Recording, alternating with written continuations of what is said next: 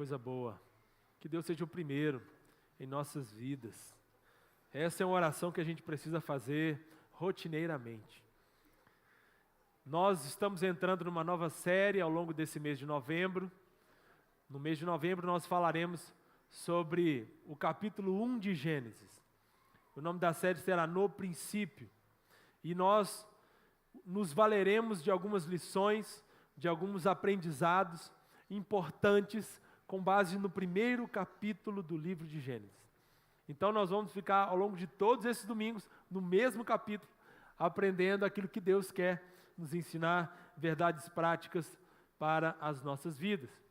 E eu quero te convidar então a abrir a sua Bíblia no primeiro livro da Bíblia, Gênesis, no primeiro capítulo do primeiro livro, para que nós possamos ler o primeiro verso do primeiro capítulo do primeiro livro. Eu estou falando primeiro várias vezes de forma proposital, para que você já entenda qual é a mensagem que nós traremos aqui.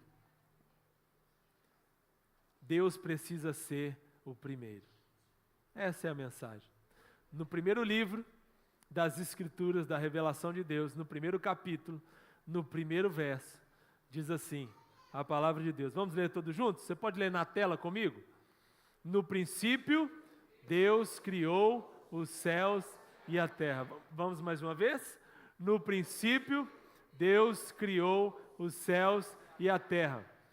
Se você está precisando decorar um versículo, tem tempo que você não decora um versículo bíblico, está aí um versículo fácil para você decorar. No princípio, Deus criou os céus e a terra. E o meu foco nessa manhã, na mensagem de hoje, é trazer essa reflexão para mim e para a sua vida. No princípio, Deus. No princípio, Deus.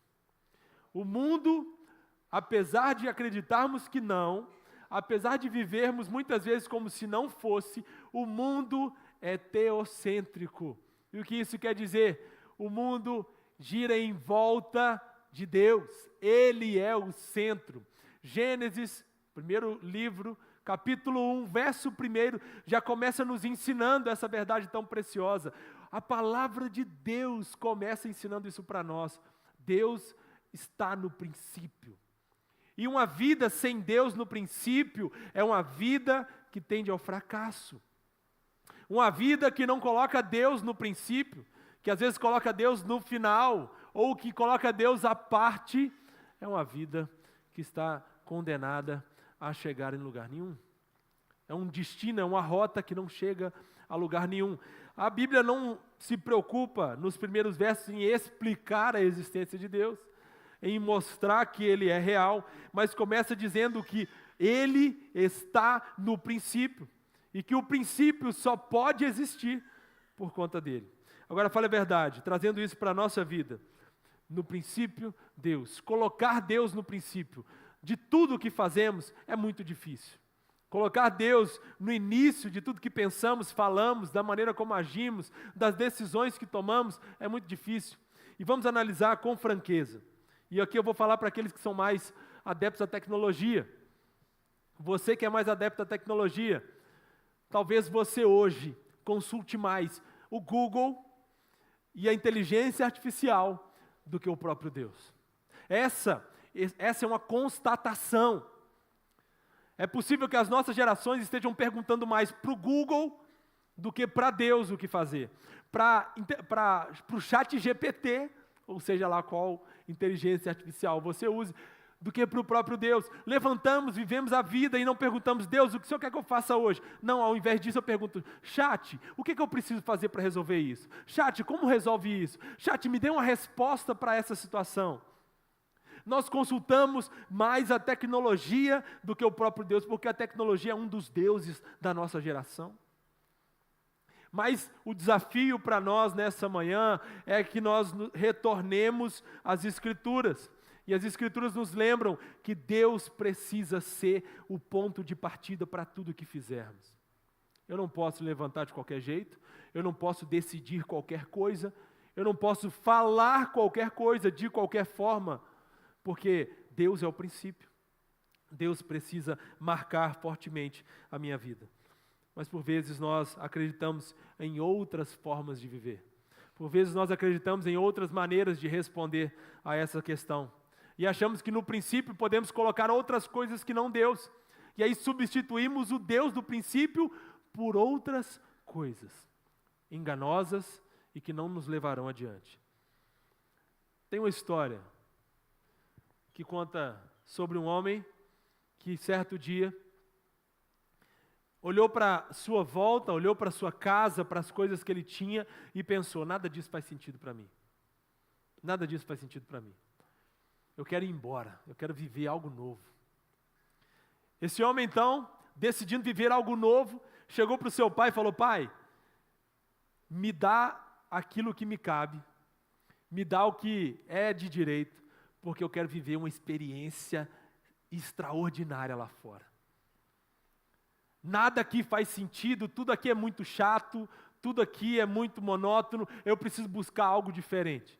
O pai então entrega para o seu filho a parte que lhe cabia, entrega um valor, recursos, dinheiro para ele, transfere para a conta dele. E esse homem, esse menino vai embora de casa. E ele vai viver a vida bem distante da sua família. E ele resolve então experimentar os melhores prazeres desse mundo.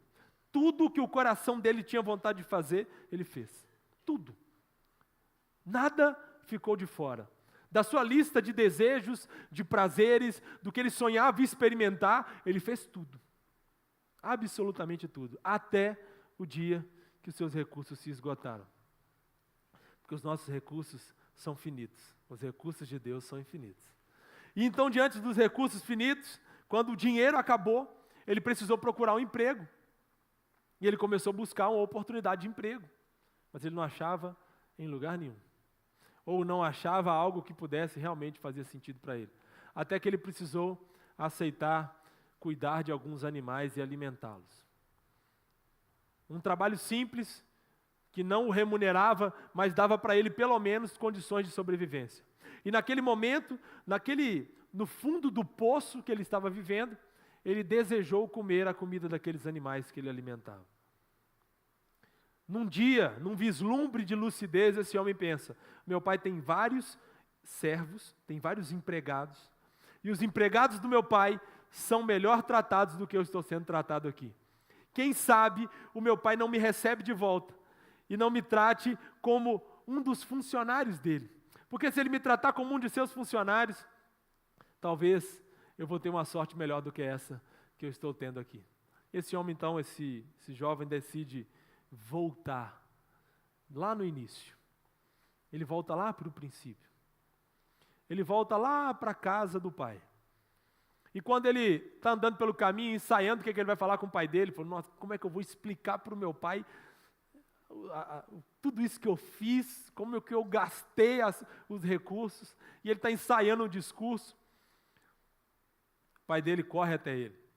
O pai dele se lança em direção a ele, o abraça, muda a roupa dele, prepara uma festa e fala assim: vamos comemorar, porque o meu filho voltou. E ele se alegra. E essa história foi contada por Jesus. E talvez alguns aqui conheçam essa história muito bem. Essa história retrata um homem que por vezes achou que a sua vida era vazia de sentido. Sua vida era vazia de sentido. Essa história mostra um homem que escolheu viver as suas próprias regras, que se colocou no centro da vida, no centro da existência, colocou o seu próprio coração como aquele que vai nortear todas as suas escolhas. Eu faço o que dá vontade. Essa história revela um jovem que escolheu valorizar mais as coisas do que o próprio Deus e colocou o dinheiro, as posses, acima do próprio Senhor. É exatamente sobre essas mentiras que eu quero falar com você nessa manhã. Ao invés de acreditarmos que a vida correta é viver no princípio, Deus. No princípio, Deus. Nós preferimos mudar essa frase. E do nosso próprio jeito colocamos outras coisas. Uma dessas coisas que precisamos combater é a mentira que diz: no princípio, nada. No princípio, nada. A mentira por trás dessa frase, no princípio, nada, é a mentira de que a vida não passa de um acaso, de uma sucessão de coisas aleatórias que acontecem. Às vezes até o próprio mundo pode ter vindo por acaso. Nem precisa de um Deus. As coisas são um puro acaso. Tudo na minha vida ou é sorte ou é azar. Por quê? Porque o acaso vai me proteger enquanto eu andar distraído, diz a música antiga. Vivemos pelo ritmo do acaso, e para onde o acaso quiser nos levar, aceitaremos, porque afinal de contas é assim que a vida funciona. A verdade é que esse acaso é um dos causadores da angústia e do vazio que existe dentro do coração humano. O nosso coração é vazio. É interessante pensar que o texto continua, no verso de número 2, e vai dizer que a terra era sem forma e vazia. Caos. Desordem. Quando tiramos Deus do início e colocamos nada, e acreditamos que o acaso pode ocupar esse lugar que é só de Deus, sabe o que acontece dentro do ser humano? A ausência de propósito. E aí talvez é assim que estejamos vivendo. Você acorda todos os dias, você se levanta todos os dias e você não vê sentido em nada do que você faz. Você olha para a sua rotina, você olha para a sua família, você olha para o seu trabalho e você não vê sentido em nada do que você faz. A gente é ausente de sentido. A gente é vazio de propósito. O ser humano, sem Deus no início, será dessa forma. Se eu tiro Deus e coloco nada, o que resta? Nada.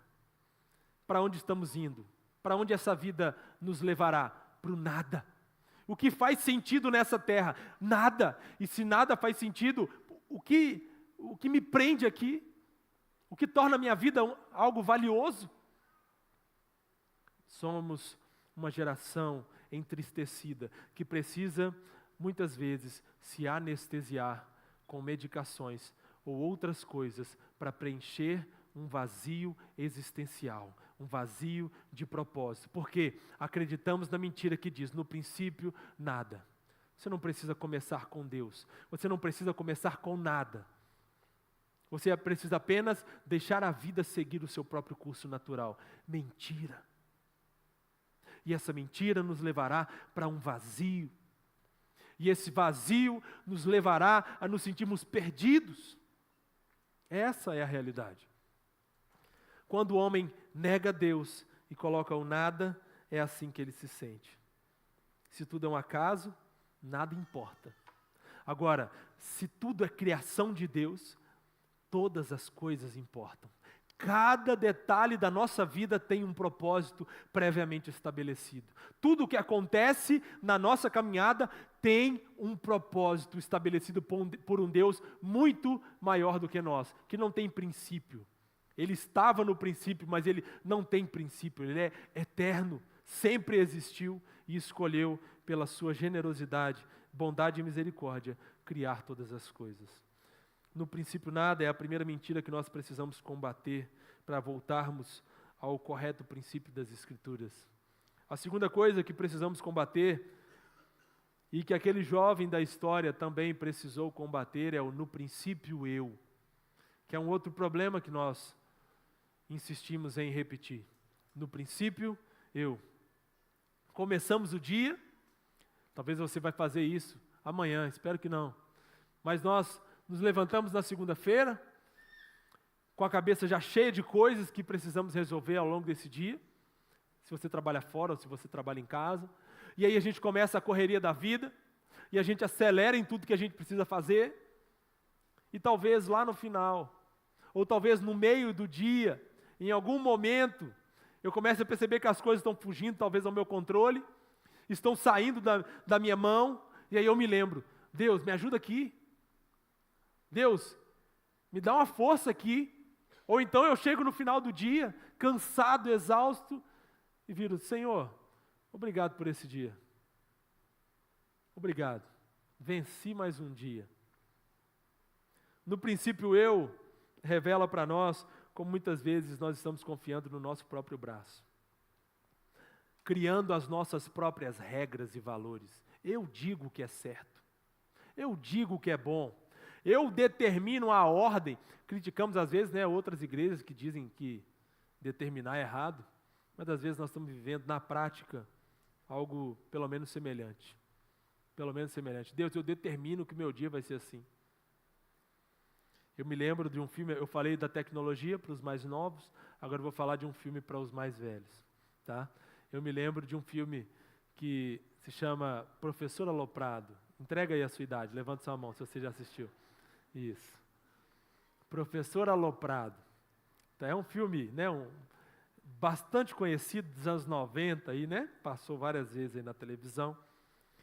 O professor Aloprado é um homem que está acima do peso e ele quer emagrecer. Ele quer ganhar um físico, ter um físico diferente. E aí, num determinado momento, ele está buscando alternativas, ele descobre que tem umas pessoas que ajudam ele a mudar a mentalidade. E ele vai ter, os coaches daquela época, né? E ele compra um curso para poder ajudar ele nessa luta para que ele perca peso. E aí, então, ele põe lá a fita cassete, ele dá o play na fita cassete, ó, o pessoal está trazendo aí elementos lá de trás, né? Você está relembrando aí, fita cassete, você tinha que rebobinar.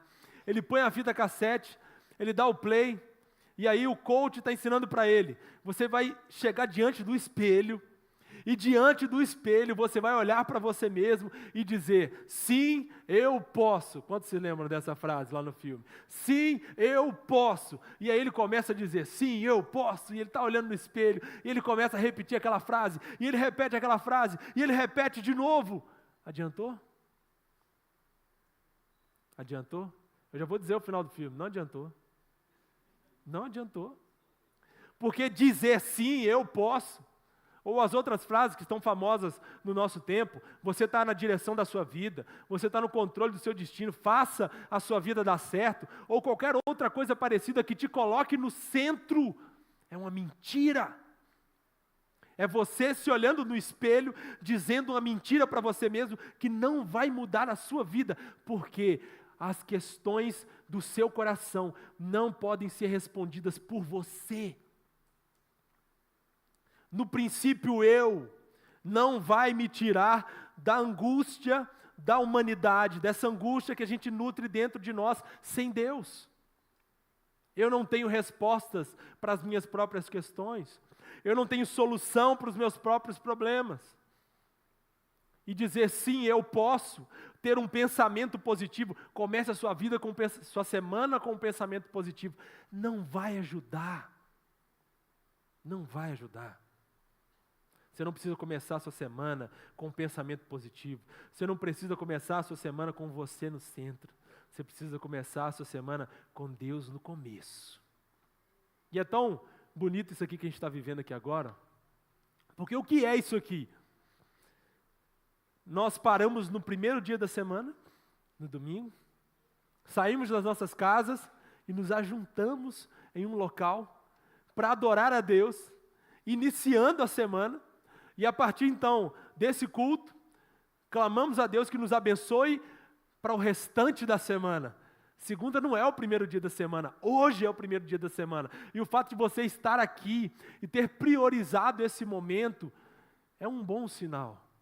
É um sinal de que nós estamos entendendo que a nossa semana precisa começar do jeito certo. Essa é a liturgia da vida. A minha semana não começa com o meu lazer, isso é eu no centro. Isso é no princípio eu. A minha semana começa com adoração a Deus. A minha semana começa com rendição ao Senhor, com culto a Deus, pedindo, Deus, sem ti eu nada posso, sustenta a minha vida. Esse é o modo correto de vivermos. Entenda, os dilemas da humanidade não podem ser respondidos pela humanidade. A tecnologia avança. A ciência avança, as coisas avançam, mas continuamos limitados e carentes do Senhor. Por isso, não troque no princípio Deus por no princípio eu, porque isso não te levará para nenhum lugar que seja bom. Por fim, terceira e última coisa que nós precisamos, mentira que nós precisamos combater, no princípio, as coisas. Essa é a mentira que nos ensina que nós devemos valorizar as coisas mais do que o próprio Deus. Essa é a mentira que nos ensina que ter é o mais importante. Por isso eu trabalho tanto na semana. Por isso tantas horas de sacrifício. Por isso tanto esforço. Por isso eu preciso ganhar mais e mais e mais. Porque se eu não ganhar mais, como eu vou desfrutar daquilo que eu sonho? Porque no final das contas, é o que eu tenho que importa. As pessoas vão olhar para mim e vão ver o que eu tenho. E com base naquilo que eu tenho, elas vão me avaliar. Eu preciso ter mais, eu tenho pouco. E assim, acreditando que, no princípio, que a vida é vista pelas lentes das coisas, do materialismo, nós às vezes até espiritualizamos o materialismo. Eu me lembro da vez em que Jesus estava dizendo a seguinte frase: dificilmente um rico entrará no reino dos céus. Já fica um alerta aqui para você. Se você for rico, a estatística cai. Cuidado. As suas chances diminuem significativamente. Dificilmente um rico entrará no reino dos céus. Por quê? Porque eles adoram mais as coisas do que o próprio Deus. Porque eles se apegam mais às coisas do que ao próprio Deus. Deus não está dizendo que o rico não vai para o céu. Ele está dizendo que, normalmente, a métrica é essa. O rico é apegado às coisas que tem. Ele ama o dinheiro dele. Ele ama os bens dele. As coisas são para ele mesmo. Não são para abençoar quem está perto. São para ele. E ele olha para aquilo que ele conquistou e ele fala: olha só como isso aqui é bom, isso traz segurança. O dinheiro traz segurança. O dinheiro traz liberdade. O dinheiro... E vira um Deus. Esse é o problema. E aí, quando Jesus falou: dificilmente um rico vai entrar no reino dos céus, os discípulos viraram para Jesus e falaram assim: Senhor, então quem vai para o céu? Quem que vai para o céu então, se os ricos não vão? E o que está por trás da pergunta dos discípulos? A mesma compreensão que muitas vezes nós temos, de que o rico é abençoado, o materialismo espiritualizado. A gente olha para alguém que tem mais dinheiro, a gente olha para alguém que prosperou, a gente fala assim: olha como é que Deus abençoa essa pessoa. Não é assim que a gente faz, gente? Eu estou imaginando. A gente olha para a pessoa e pelo simples fato dela ter recursos materiais, a gente vira e fala: Deus abençoou fulano, viu? Olha só, olha como ele tem tanto. Como se o dinheiro, por si só, fosse necessariamente uma bênção. E às vezes é exatamente o contrário. O dinheiro é a ruína da pessoa. É exatamente o oposto disso.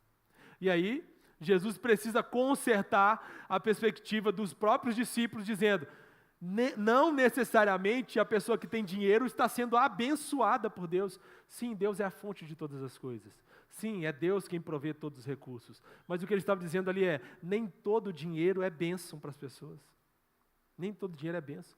Paulo vai dizer para Timóteo, em 1 Timóteo capítulo 6, que os que querem ficar ricos caem em tentações e ciladas. Caem em tentações e ciladas. Porque às vezes, ao invés de buscar a Deus, como o Senhor Jesus ensinou, preferem buscar as coisas. A preocupação que eu tenho, eu estava vendo essas crianças aqui, né, tanto de crianças, é se nós estamos ensinando elas a buscarem primeiro Deus ou as coisas. Se a gente for olhar o tanto que a gente investe nessas crianças, quanto você está disposto a pagar para a escola do seu filho? Quanto você está disposto a pagar para um acampamento? Pastor, muito caro esse acampamento. Cara, é a mensalidade da escola. O João nem chegou lá, eu já estou tendo problemas cardíacos. Gente, como pode uma coisa dessa? O menino vai aprender quase nada, não tem nada ali, não precisa socializar. O negócio é um rim, uma córnea. O que é isso?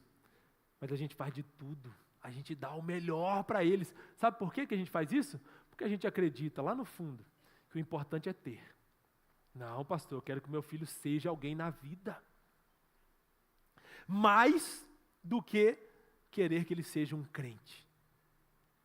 Essa é a realidade. É desproporcional o tanto que injetamos para que ele seja bem-sucedido, em contrapartida com aquilo que nós injetamos e investimos, para que ele seja servo de Deus, serva de Deus. É desproporcional muitas vezes, e a gente precisa ser honesto nesse sentido.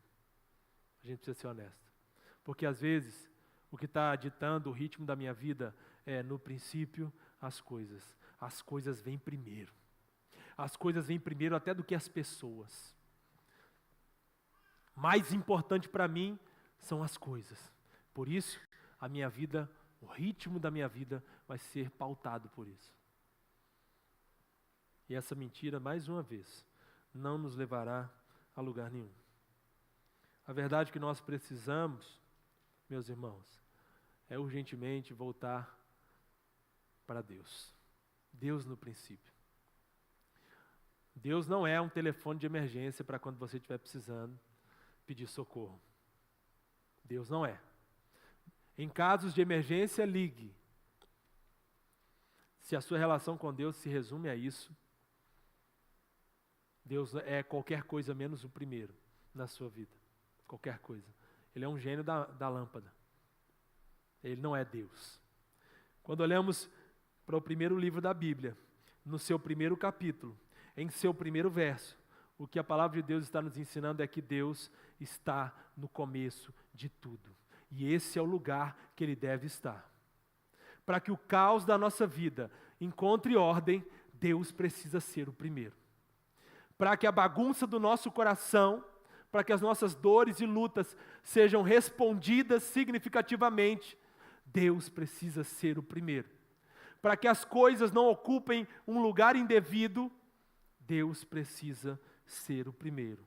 Na minha vida, nas minhas decisões, na minha família, nas minhas escolhas, nas minhas palavras, Deus precisa vir primeiro. Em tudo que fizermos. Por isso, meu querido, em cada decisão que você for tomar essa semana, coloca Deus em primeiro lugar. Cada coisa que vocês forem resolver na sua casa essa semana, coloca Deus em primeiro lugar. Em cada frase que você for falar, faça essa oração. Peça a Deus em primeiro lugar. Coloque Deus como prioridade em tudo na sua vida, na sua agenda. Quando nós olhamos para João capítulo 1, nós encontramos um paralelo com Gênesis. É interessante, porque dos 4 evangelhos, João é o único que dá esse tom. Mateus vai mostrar que Jesus é filho de Abraão. Ele está falando para judeus. Marcos não tem genealogia. Lucas vai mostrar que Jesus é filho de Adão. Ele está lá no início. Ele representa a humanidade. E João, o evangelho de João, vai mostrar que Jesus estava no princípio. Você lembra de João capítulo 1, verso de número 1 também? O início do evangelho de João vai dizer que no princípio era a palavra, o verbo. Jesus estava no princípio. Jesus estava antes da criação. Ele é eternamente gerado do Pai. Ele estava desde o princípio. O Pai, o Filho e o Espírito sempre existindo. E de uma forma tão sábia escolheram criar todas as coisas. Por isso que tudo parte dele. Ele estava no princípio. O Filho de Deus, que estava no princípio, escolheu pisar nessa terra. Essa é a mensagem do Evangelho.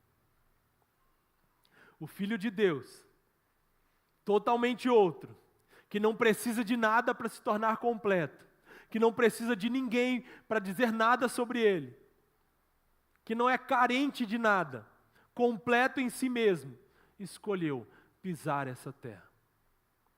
Escolheu andar com pecadores. Escolheu tocar nessas pessoas. Conversou com elas. Falou no idioma delas.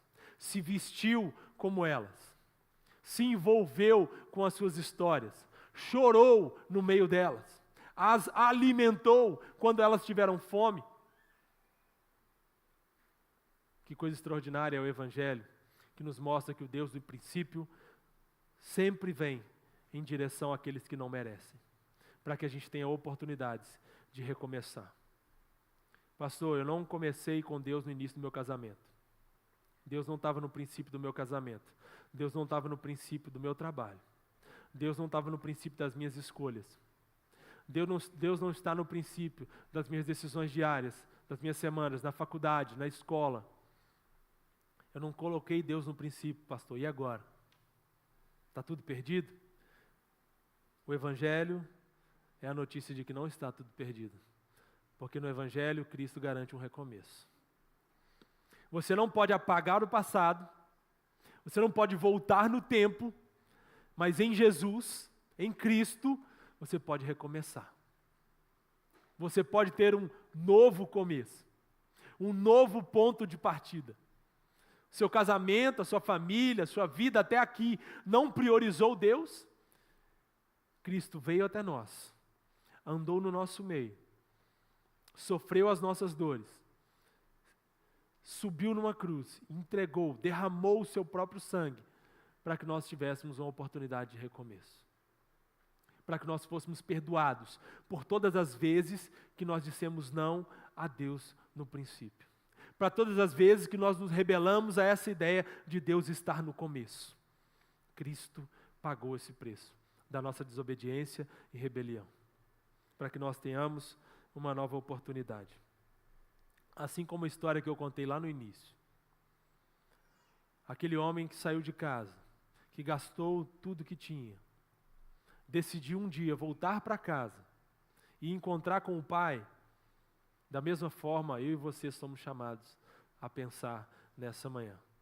Quando o pai encontra aquele jovem, e esse relato está lá em Lucas, capítulo de número 15, quando esse pai encontra aquele jovem, aquele homem que havia dado as costas para ele, o pai corre em direção a ele.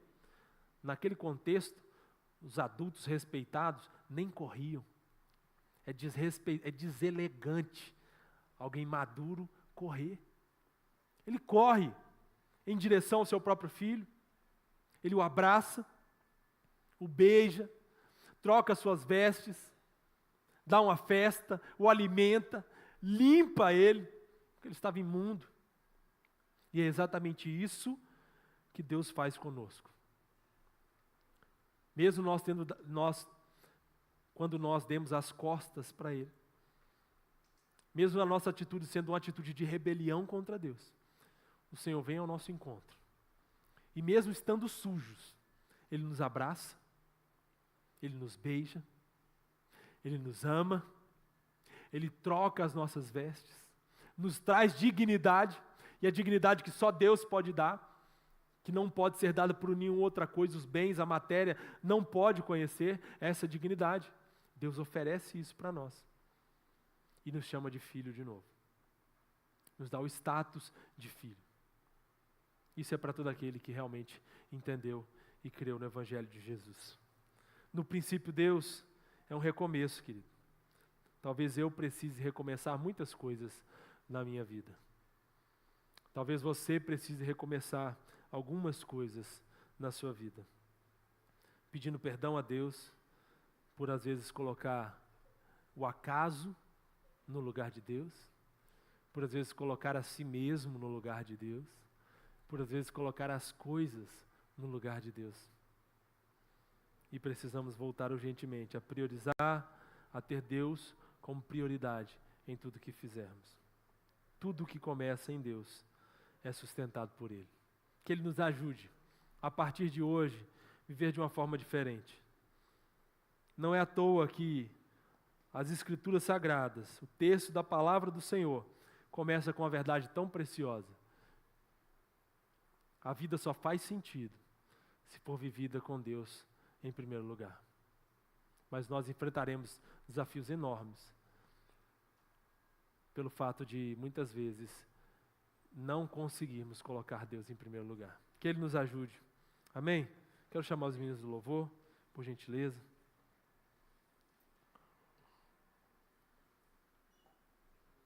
Quero fazer uma oração com você nesse momento. Feche seus olhos.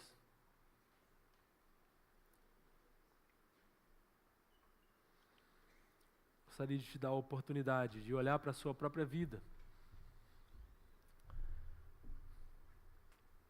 De olhos fechados. chamar a reflexão. Como você tem vivido, querido? Deus é o primeiro? Deus tem sido o primeiro na sua vida?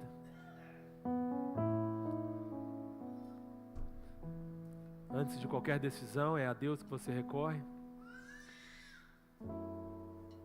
A sua família começa em Cristo?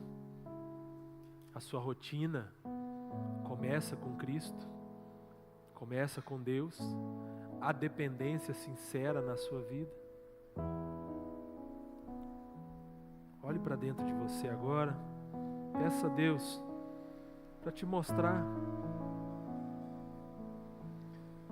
quais prioridades estão invertidas aí. Talvez a gente não consiga apagar o passado, mas essa manhã há uma oportunidade de recomeço. Há uma oportunidade de reconstrução. Querido Deus, nós oramos nessa manhã, Senhor, reconhecendo que trocamos o Senhor por coisas tão menores. E que muitas vezes o vazio que existe dentro do nosso coração é exatamente o reflexo do caos de uma vida que não tem o Senhor em primeiro lugar. Uma vida governada pelo nada, pelo acaso, pela sorte. Uma vida governada por mim mesmo, e isso traz um cansaço enorme. Porque tudo depende de mim e eu preciso dizer todos os dias para mim mesmo, na frente do espelho, que eu posso. Mas a verdade é que eu não posso. Sem ti eu nada posso. Nada posso.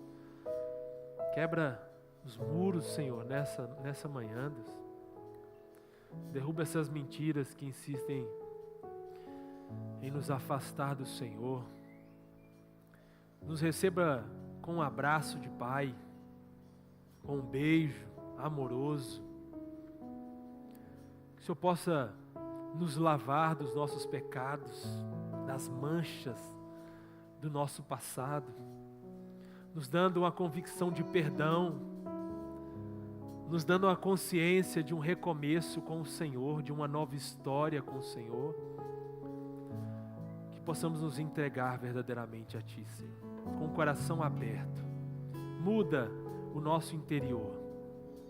Seja o Senhor da nossa vida. Seja Deus, o Deus da nossa história. Seja o centro de tudo que somos e fizermos. Assim nós oramos em nome de Jesus. Amém. Vamos cantar? Se coloque de pé. Estavas desde o princípio, eterno Tu és, Senhor. Criastes do nada a terra, me rendo a Ti.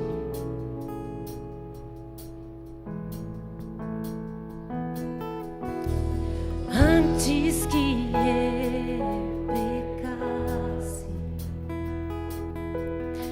pagastes o preço na cruz. Meus erros pesaram em Teus ombros, me rendo a Ti. Que posso dizer?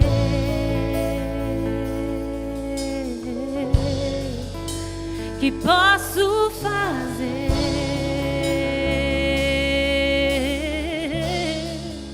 Se não entregaste, ó Deus, o meu coração na salvação. Na salvação, caminho.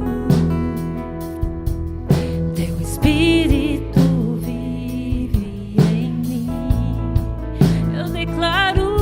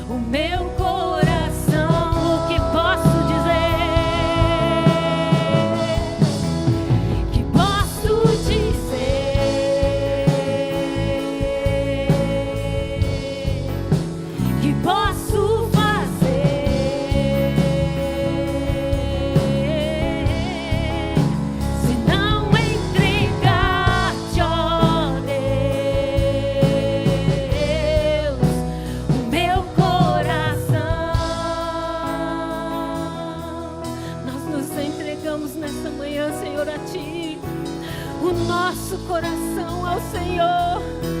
Deus, nós declaramos a nossa total dependência do Senhor, Jesus. Aleluia.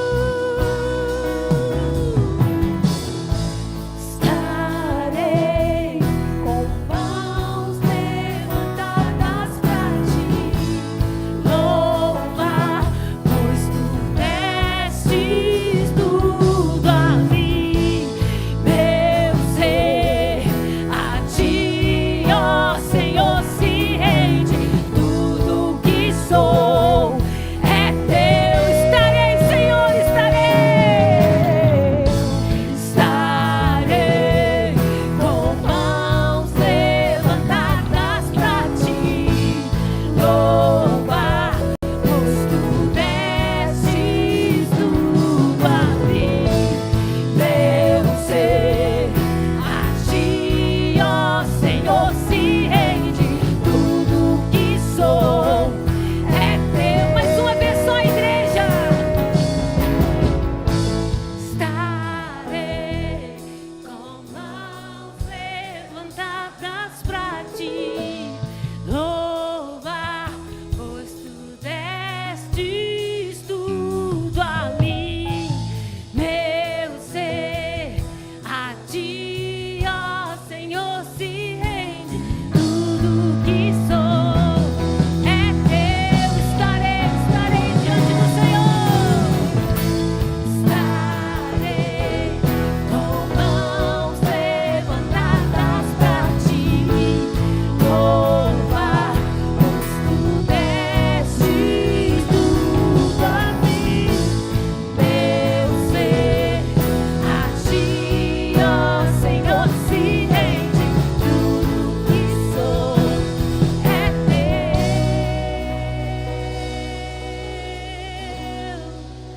Que posso dizer,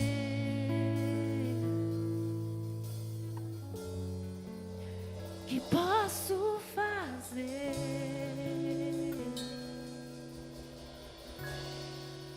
se eu não entregar-te, ó Deus,